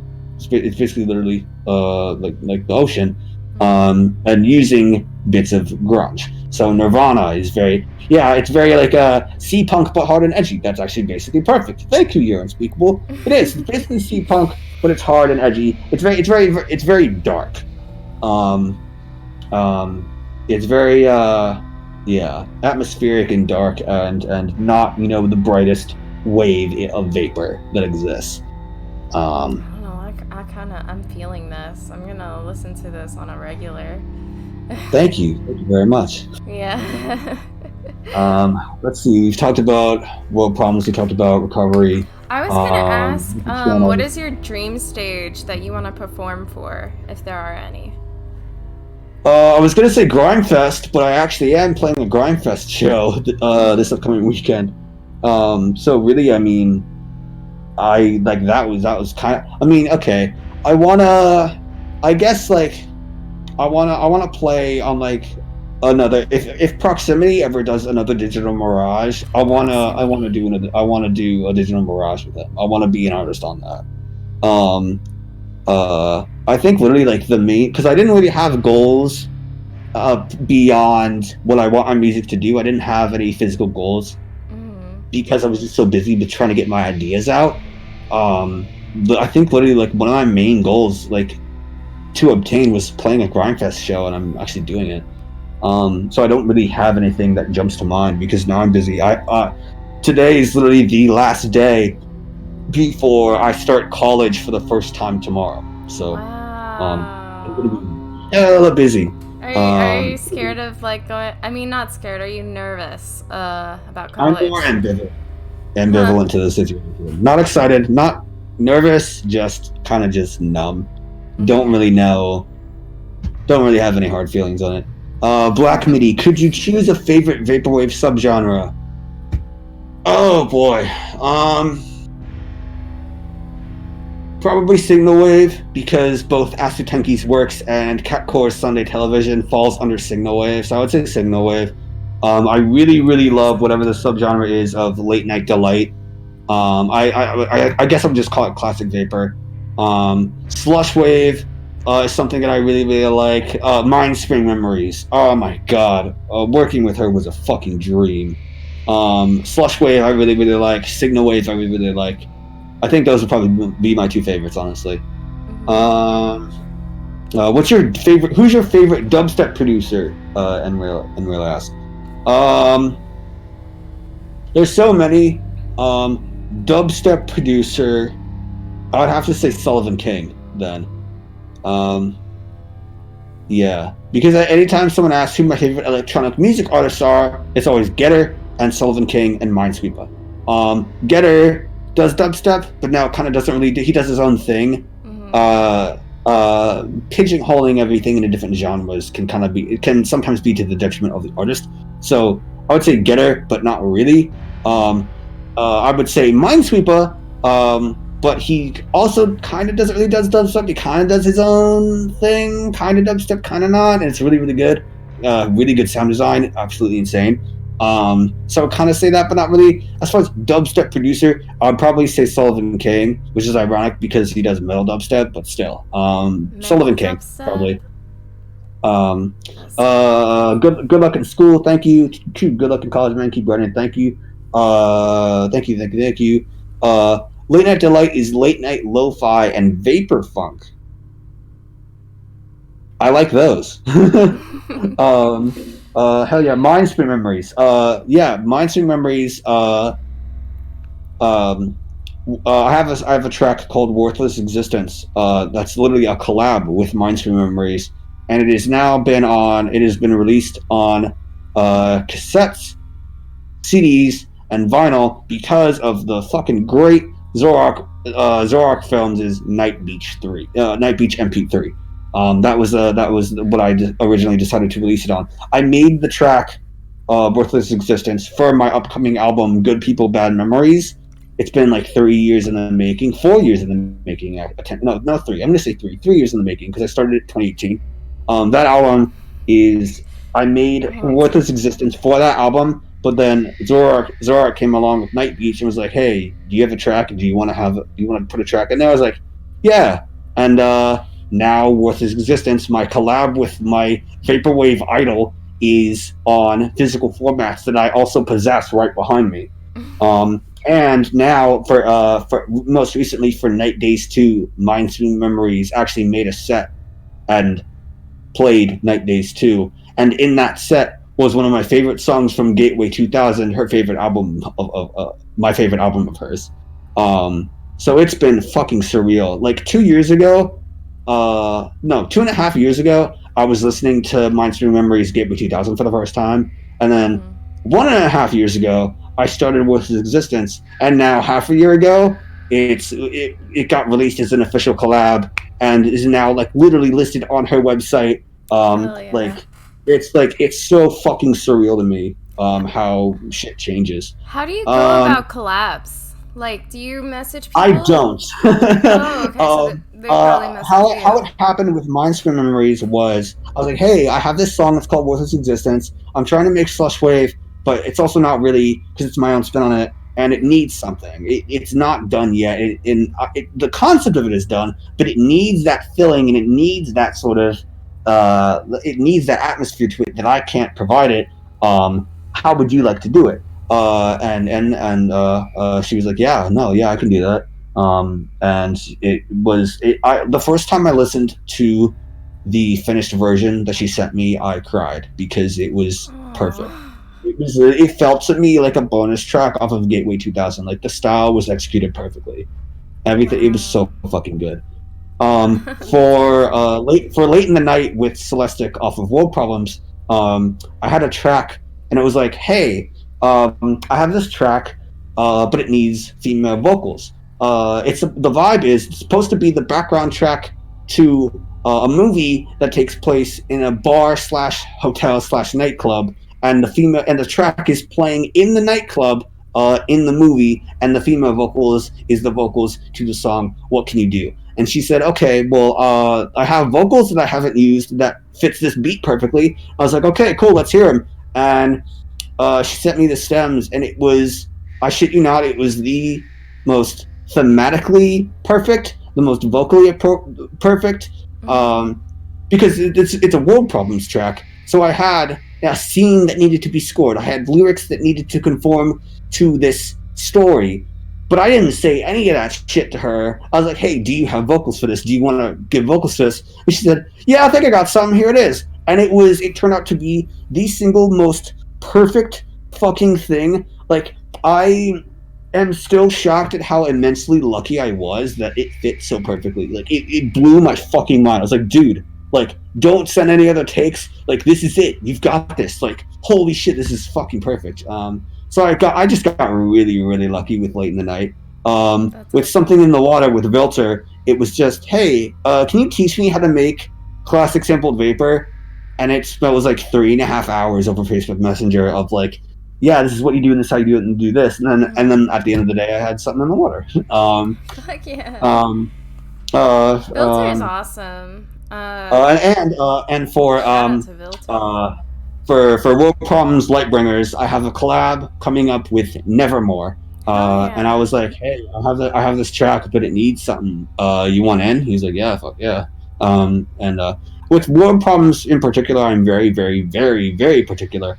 It's the background of a scene. It has to have this, it has to do this. Don't change anything, don't remix it, don't do anything. Just add your shit to it. Have a very pointed thing. If it's not right, I have to make it right. So I have to like have this. Like, I'm very particular with it, which probably explains why I don't have many collabs. I feel bad because like a lot of my artist friends are like, I have so many collabs with so many people. This is great, and then like I don't have collabs because I'm horrible at receiving stems and turning them into something. I'm horrible at putting my own spin on things, and I'm horrible at actually getting back to people.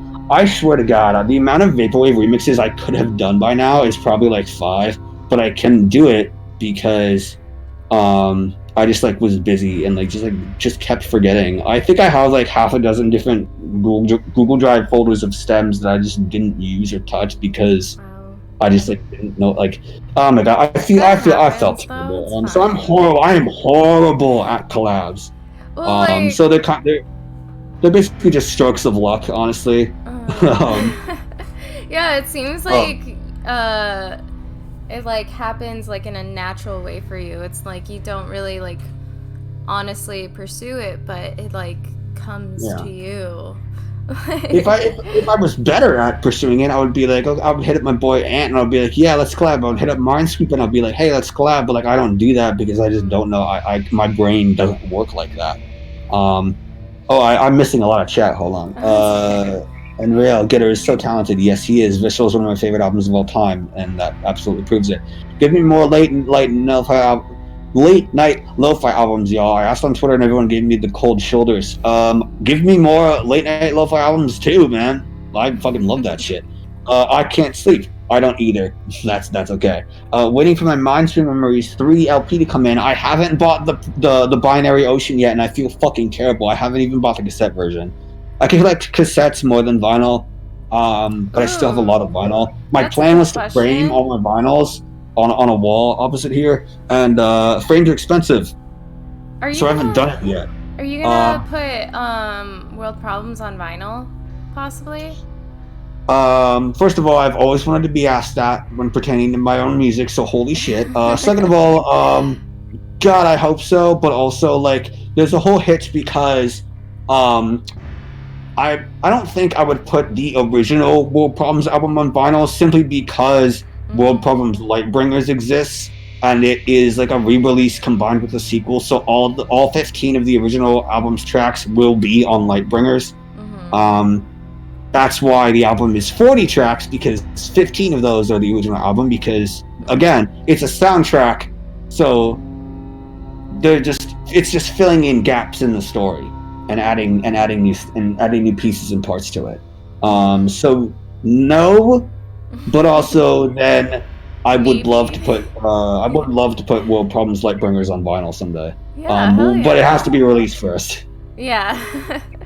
So that's a maybe. That's a possibility. Maybe. Awesome. Yeah. The interesting thing with planning physicals for Lightbringers is going to be the sheer length of the album, because the album is 40 tracks. It's about 2 hours and 20 minutes of music. And fun fact, cassettes only really have like an hour's worth of music. So it won't fit on double cassettes, and it will barely fit on double CDs. So I don't know what physical format is going to be able to handle that much music, let alone what label is willing to do that, to sell it as a physical format, and what label is actually big enough to make that actually, like, promo-wise to be able to buy. So you just gotta keep contacting labels, being like, "Hey, can you do this?" I'm trying. I feel bad because all my friends have labels now, and like, but they don't do physicals because they're not big enough to do physicals yet, and so I feel really bad because I would ask, but like I don't know. I really want to get physicals done for recovery. I really want to have like a physical recovery cassette. I really want to do that. That would be sick. Who do you want to like work with label wise if it weren't your friends? If it wasn't your friends? Pacific Plaza, because they just release so much good shit. Yes, love that. Aloe City, because sheer sentimentality of having a number of the releases like Asatanki albums. I think the biggest would be Aqua Blanca. That's cool. Aqua Blanca definitely would be the top of my list for labels I want to work with. That would be sick. I haven't been keeping up with the chat. Oh my god. What's Its Existence is a sweet song. Thank you, man. Holy shit, that's really kind of you. That's thank you. My god. I wish I could snag a copy of Gateway 2000. I have a vinyl firsthand, and I have a cassette secondhand. I was really, really lucky I got the secondhand cassette too. So I wish you could snag one too. It's a brilliant, brilliant album. That Mindstream Memory set at Night Days 2 was sweet. Thank you. I'm honestly shocked that it happened at all. Having that lineup flyer of Night Days 2 and seeing my name next to Mindstream Memories, I still can't believe it. Gonna go work on some tunes before bed. Thanks for watching the stream, guys. Thank you, Black Midi. It was really nice to have you. Thank you. Anything by Luxury Elite, Cosmic Cycler, VHS Jazz, VHR, Classic, and Waterfront Dining. I need to listen to Waterfront Dining. I haven't listened. I've listened to like one of their albums, and I need to listen to more of them. And I need to listen to more Luxury Elite too. Oh my god. Yeah, Pacific Plaza. I really want to release on Pacific Plaza. If only by like a lot of other people I know have released on it, and like every time they do, it sells really well, and it does really well, and it gets like the audience it deserves. So like, I really, really want to release Pacific Plaza. Like Blanco Alex Blanco. puts a lot of effort into like the merchandise and like how it looks very aesthetically pleasing. Like for Enrail and Will and iClick, they released in an actual like kind of like laundry bag, not garbage bag. Wow, I'm sorry, laundry bag basically, which is so They do cool. that? Yeah, they did Oh, like shit. extra shit. Like Alex is so cool with it. Actually, technically, the piece of merch that I did, I have it with me right here. If I can hold on. Oh, there it is. It's supposed to go like that. The original World Problems album release on Holojams, the physical merch thing they did was a lanyard. Mm-hmm. Why am I not wearing this? I'm an idiot. What am I fucking doing? There, I'm gonna wear it. You know, someone said that your drip was awesome. Like your whole Thank thing. you. Whoever said that, thank you very much. This hat is from courtesy of Lids. I paid like $50 for it. This mask is a beast. The art is by me. And they shout out Rhythm Squad. Go get merch from them. They're fucking awesome. They made this mask. It's a one-off, unfortunately, because I'm a broke fuck who's horrible at saving money and can't afford to get other masks. But go check out Rhythm Squad. Their merch is fire, and this is that. This is my repping it. Thank you. So whoever said my drip was fire, thank you. Jake, I recommend you swing by Waterfront Dining. Oh my god, can you imagine me doing anything with Waterfront Dining? I would. Oh my god, I physically can't comprehend that. Holy shit! I need to listen to their albums. I need to listen to their stuff. Now that I'm college is gonna be. I'm gonna stop actively making new sets. Basically, I'm putting everything music related to the wayside, except for finishing albums that I'm actively working on. So, World Problems, Lightbringers. I'm gonna keep working on that. I'm gonna see that through to the end. Good People, Bad Memories. I'm gonna continue that as well. That's gonna be released hopefully 2021. I imagine it will be. I'm gonna see what I can do about my Identity EP. Try to get a third track in. Hopefully that'll be that. But I'm not actively trying to pursue any new album ideas. I'm not actually trying to pursue any other shows or ideas or anything. Because college I imagine is going to be so all consuming that I have to push a lot of it to the wayside. Well, when the pandemic's over and you have time, would you like to play live shows? No, because I don't know how. Because I don't know how to DJ. I don't know how to use anything in a live context. I can't afford a DJ controller. I don't have space for a DJ controller. I don't have time to learn it, and I certainly don't have time now that I'm in college. Having a DJ controller and playing live sets was never a primary focus for me, because my primary focus was always making the music, making the visual sets, making the mixes, putting it all together, playing these virtual shows, night days, all these different stuff. Everything that I did was always everything I've done was the primary focuses, and not having a DJ controller and learning to DJ and playing live shows was never a primary goal, ever. So I would like to, but I imagine I won't. That's understandable. I would like to, when the pandemic's over, I would like to make night days, a real thing, and get my other buddies, who can actually play live shows to do that. In a perfect world, I'd love for that to happen. But I don't think I would actually play anything myself, at least not that I can think of right now. Fighting Island says, trust me, it doesn't matter how you perform your music, people are there for you. That's true. Thank you, man. Mm-hmm. Thank you.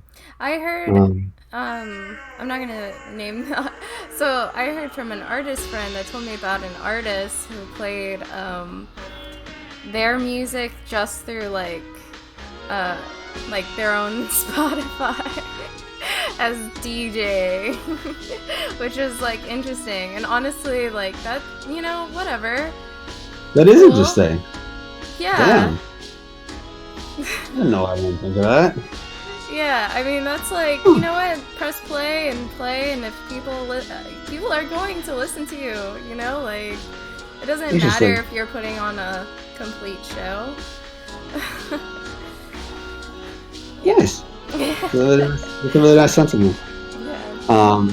I've been babbling for forever. I'm sorry. Is there anything that you would like to ask? Oh, me? Yeah. I've been asking, but yeah. All right. What is your way of knowing you made a sick track?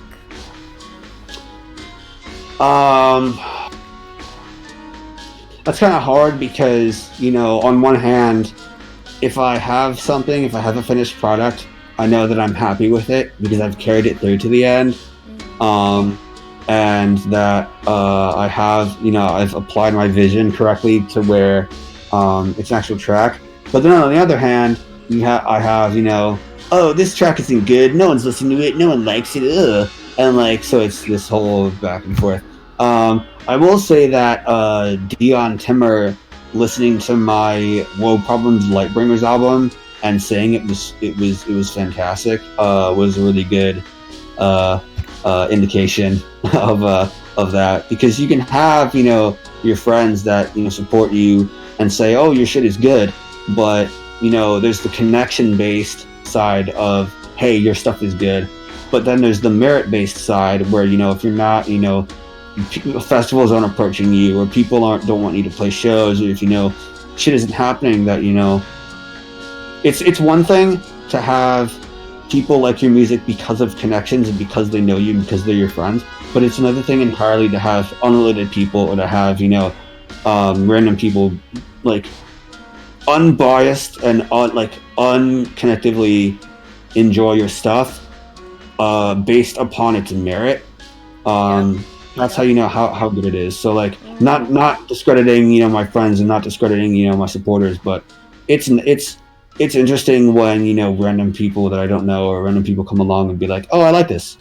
I think both of those things in tandem really makes it like, oh, hey, this is actually good. But like, also it all has to come from, you have to like it yourself. That's what I heard all 2019 was I tried to try to force shit and try to make shit that people liked, and I kept hearing, you know, dude, just hunker down for a year, make something that you're proud of, that you know you've put all your heart and soul into, and then release it, and people will come to it. And that was basically World Problems. And now, you know, and people like it. Totally seeing how different artists perform at Econ. Oh god, I would have loved to be at Econ. It was really encouraging. I also remember seeing Did you go to live. Oh, I'm sorry. What? I was. Quick question. Did you go to either Econs? No. No. It's okay. There's gonna be more. Anyways. God, I hope there's more. If there's Econ, if there's a fucking, what is it, 3? If there's an Econ 3, someone please invite me. I'm here, I exist, please invite me. I probably will miss it because I'll be busy, and I'm busy, and I missed festivals anyway, so please someone invite me if that's the case. I'll invite you. I have a whole gang of people who we're definitely going together, and you're invited. Thank you very much. Thank you. Did you know yeah.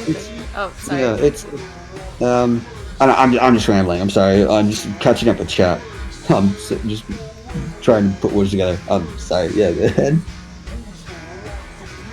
Totally. Seeing how different artists perform at Econ was really encouraging. Also, I remember seeing Elite Gymnastics live, and after falling in love with Ruin 1 and 2 and seeing her perform with just a laptop and singing, I didn't feel like my experience was cheapened because she doesn't use hardware. I just love that music, and it was like, that how you do it? Fuck yeah. Super motivating for me as a producer. See? Yeah. That is super cool. You can do that. You don't have to know how to, or have all the fancy equipment to do it. You have your music and you play it, and that's fine. That's a huge thing. I'm really glad at that point. Thank you, Fighting Island, for that in the chat, because I guess at the end of the day, that's a really good distillation of what my deal is, because even back to my very first show at Casino Fest, like May 14th, I think it was 2020, I played the pre-show because all I had was a mix that I made in GarageBand. I didn't have visuals. I didn't have any visuals, so I played the pre-show of this super small festival. I played to 10 people, like half of whom were my friends. Shout out Ant, shout out King X Ant, and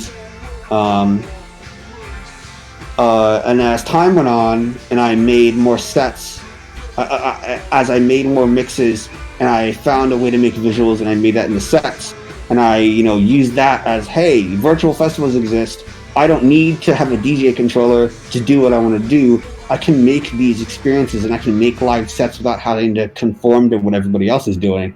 So, that point of, the equipment you have and the methods you have, it does not matter if they are not, if it does not matter that you do not conform to other people.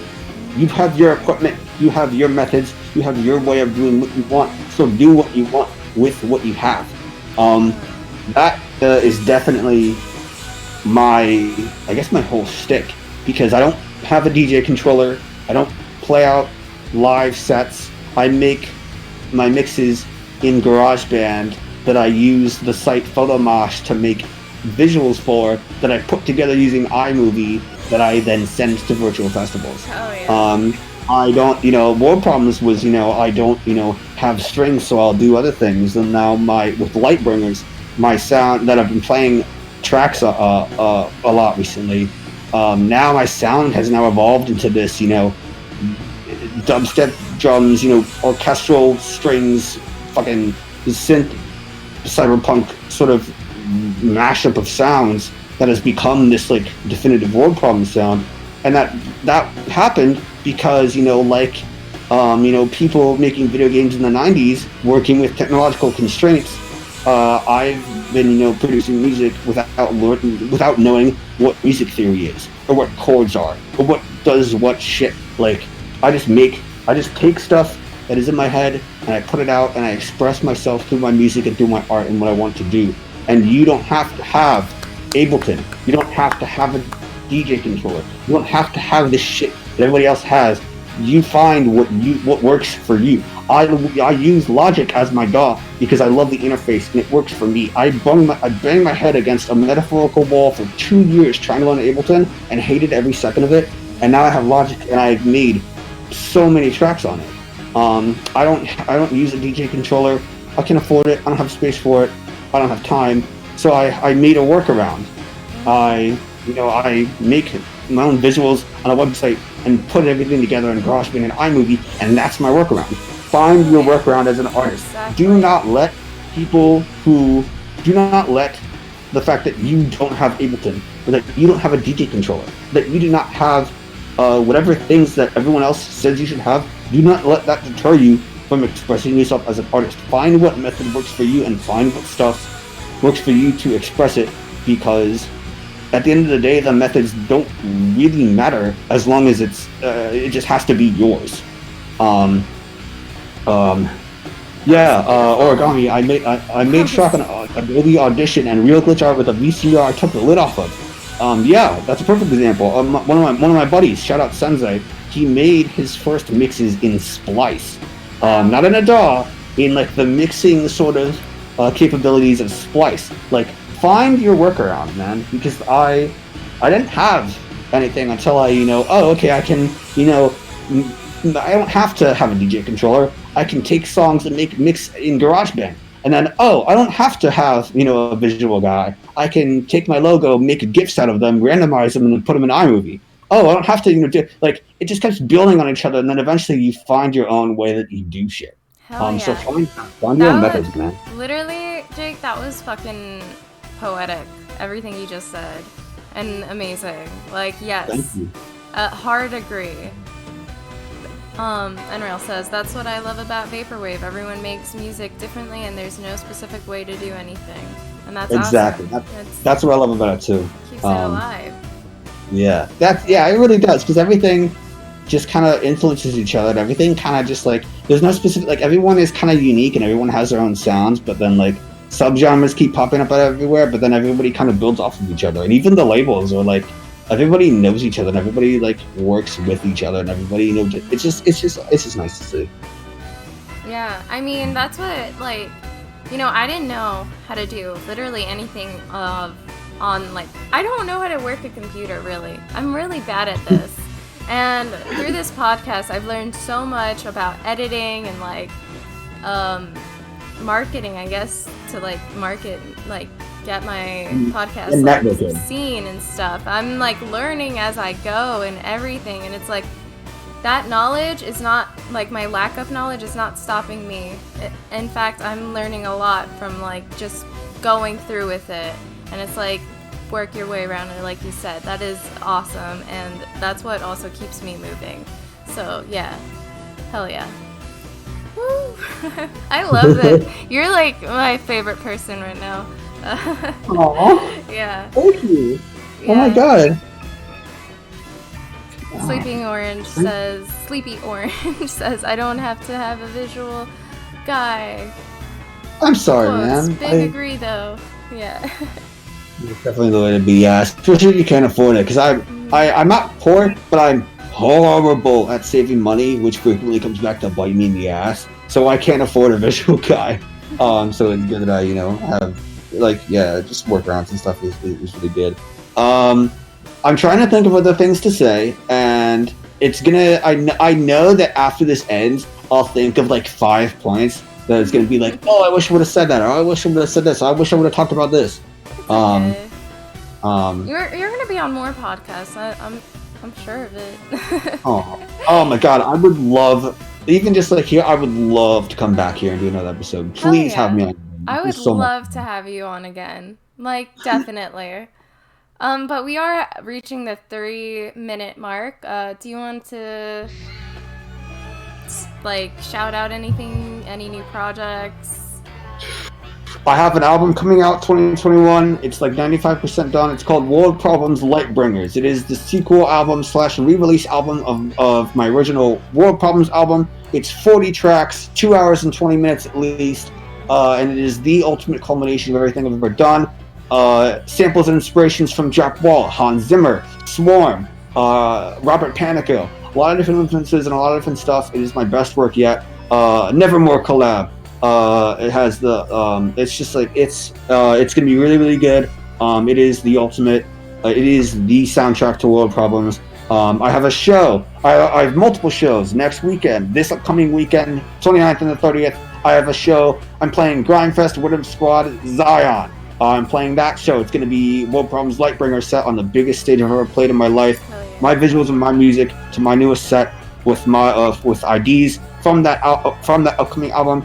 I'm also playing Beat Boot Crossing Beat Boot Crossing 3 Weekend 2. Shout out Pharaoh Arrow. I'm playing that same set as well in that same weekend time frame. The weekend of February 5th, 6th, and 7th. I'm playing Snacks and Dashies. Hungry Like the Wolves. You heard it here first. Sorry, I didn't mean to blurt that out. That just kind of happened. I'm playing that fest. I'm playing Be Careful's Homesick Fest with a 20-minute original Vaporwave set.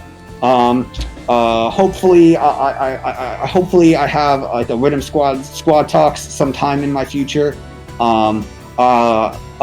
Today is the last day before I have college. I start college tomorrow. I'm putting a lot of shit on the back burner, but the main goal is releasing World Problems Lightbringers, releasing Good People Bad Memories, playing a few more sets, and hopefully Jake Stevenson isn't gonna die right now. Hopefully you guys can keep the spirit alive. So thank you very much for having me. This has been surreal. From Hot One, Sidewalk Talk, No Jumper. I've watched so many artist interviews and podcast formats, and I'm honored that I got to be on this. I'm honored to have you. Thank you so much. And also I'm going to shout out my next podcast. My next podcast is going to be with Sierra Mist next Sunday. My boy! Yeah. Oh, shit. Hell yeah. Good. Shout out Sierra Mist. He's fucking amazing, and his art is incredible. Fucking, oh my god. Yeah. His music is dope, his art is dope. Good shit. I'm excited for that. Me too. I'm super excited. But Sierra, Miss, and me are fighting Ooh. for Nathan. Oh, good shit. Nice. I'm kidding. But stop Also playing, nice. dude. Stop playing. He's mine. No, I'm just kidding. We're good. We're friends. I'm super excited to have him. I'm so thankful that you were on, and I'm so thankful for everyone in chat. This was an awesome time. Thank you. Everyone have a Thank you, great guys. rest of your Sunday. Thank you. Bye. Thank you.